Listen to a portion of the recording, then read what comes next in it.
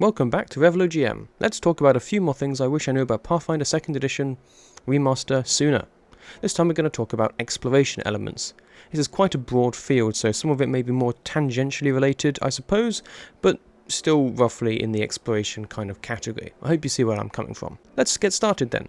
First of all, in no particular order mind you, resting. Naturally, a lot of this is the same as in similar systems. Fatigued conditions go away when you rest, severity of doomed and drained, which reduce how many death saves and you have to fail before you die, and your max hit points also go down in Pathfinder. Those are pretty dangerous conditions, so that's always useful. And pretty importantly, spells come back as well. But HP is a little different here. The character regains hit points equal to their constitution modifier, minimum of 1, multiplied by their level.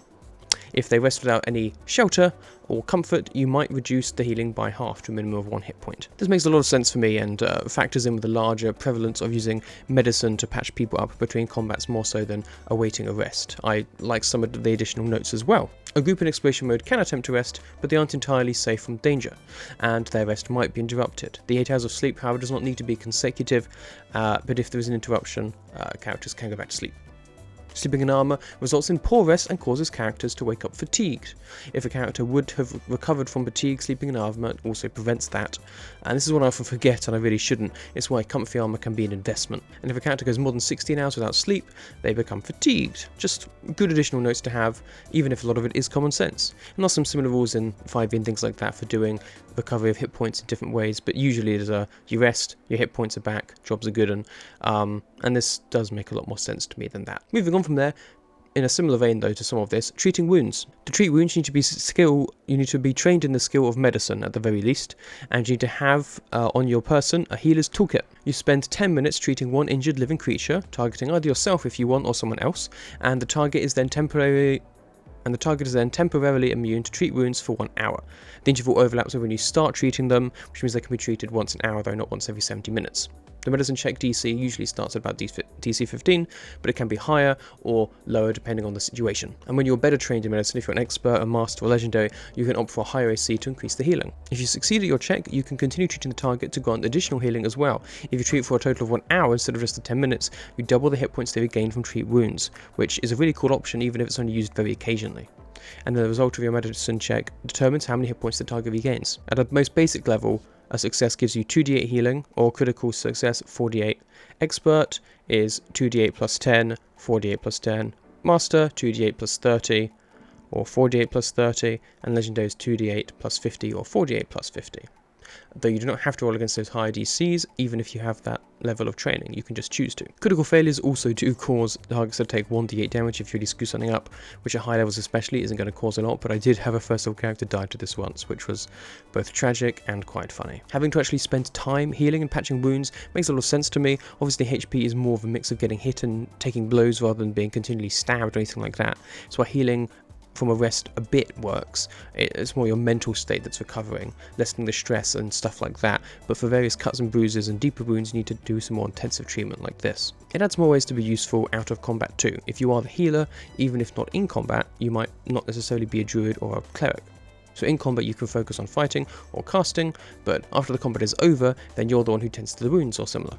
I also like how treating poisons and diseases are different, but we'll cover them another time. It does make Pathfinder a lot more difficult without someone to do the healing, so that is worth keeping in mind. Now, treat wounds is an exploration activity, meaning it is done not during downtime and not during combat, without a specific feat anyway.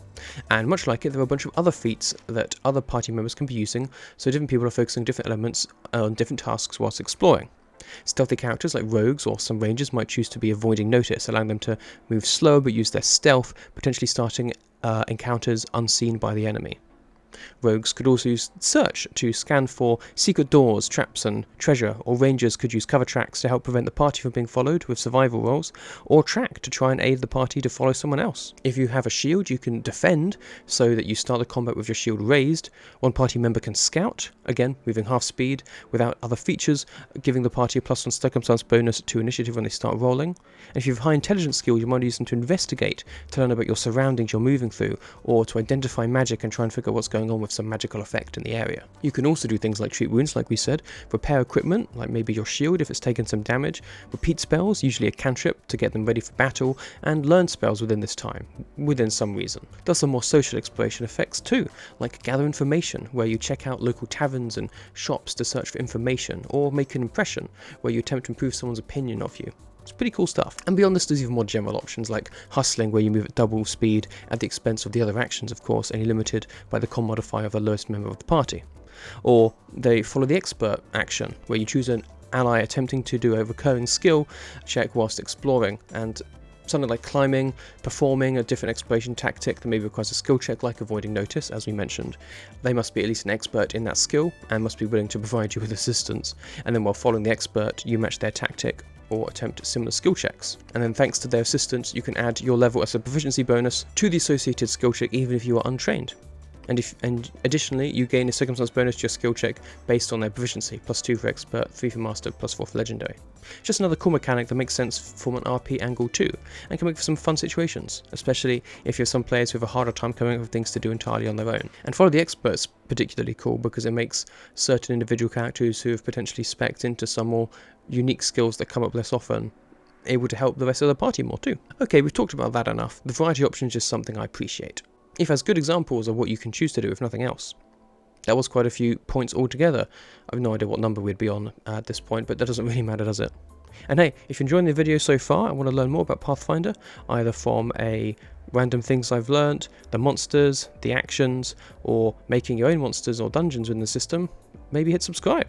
I'm hoping to reach 500 by the end of the year, so if you want to click and follow along, I'd really appreciate it. Anyway, another thing I like is climates.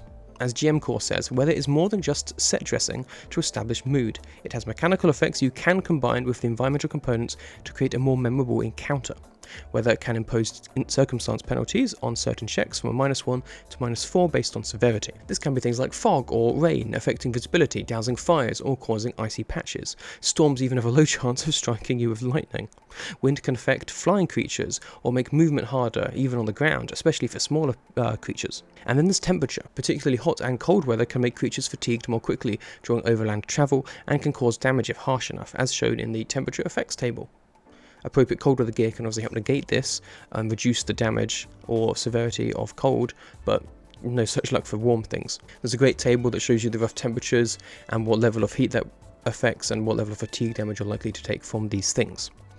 And you can use these as often or as little as you like, of course, but I appreciate having the mechanics there and would suggest using them, as certain ancestries also are more acclimated to certain climates and therefore get benefits against them, which will make players feel very cool as they get to use a rather niche feature that they have. And beyond this, the GM Core has a lot of great details about things to keep in mind, like climbing and demolish DCs for walls, doors and portcullises in urban settings, what kind of terrors you might find in swamps or on plains, and how to deal with varying kinds of terrain on mountains, from slopes and cliffs to chasms, as well as the difficult terrain rules, which we can touch on briefly too.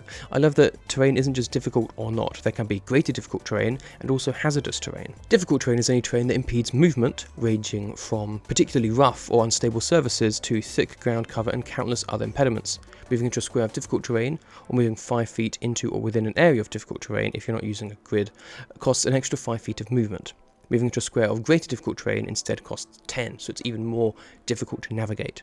And this additional cost is not increased when moving diagonally, which is good to know. And creatures can't normally step into difficult terrain without additional feats. Any movement the creatures make while jumping can ignore those terrain issues as well, which makes sense, and some abilities like flight or being incorporeal allow you to avoid the movement reduction from some types of difficult terrain. Again, getting more specific with the stuff, but it's good to have clarifications like this. Hazardous terrain damages creatures when they move through it. For instance, an acid pool, a pit of burning embers, or spike-filled passageway. They all constitute hazardous terrain. The amount of damage depends on the specific hazardous terrain. Again, it's just cool stuff. I like the difficult terrain you can be trained to ignore, but if a terrain is truly a mess, you may still need to take some longer time with it. And again, rules don't need to come up all the time, but again, some classes and heritages have rules that tie into terrain travel or stepping into it, so if the players have any of those feats or abilities, it's really cool to allow them to be able to use them every once in a while. And there's plenty more we could talk about. Environmental damage options and examples, other environment examples, how to deal with crowds or sewers, natural disasters as well. We didn't even talk about hazards or haunts, which toe the line between exploration and combat, I'd say, but that's enough for now. As always, there's an awful lot of rules in Pathfinder, and looking at them all at once can be a lot, but almost all of these have a good reason to exist, and if used correctly, can really help add to your games. Let me know some of your favourite elements of exploration in the comments down below, and thank you for watching. I'll see you in the next one. Goodbye.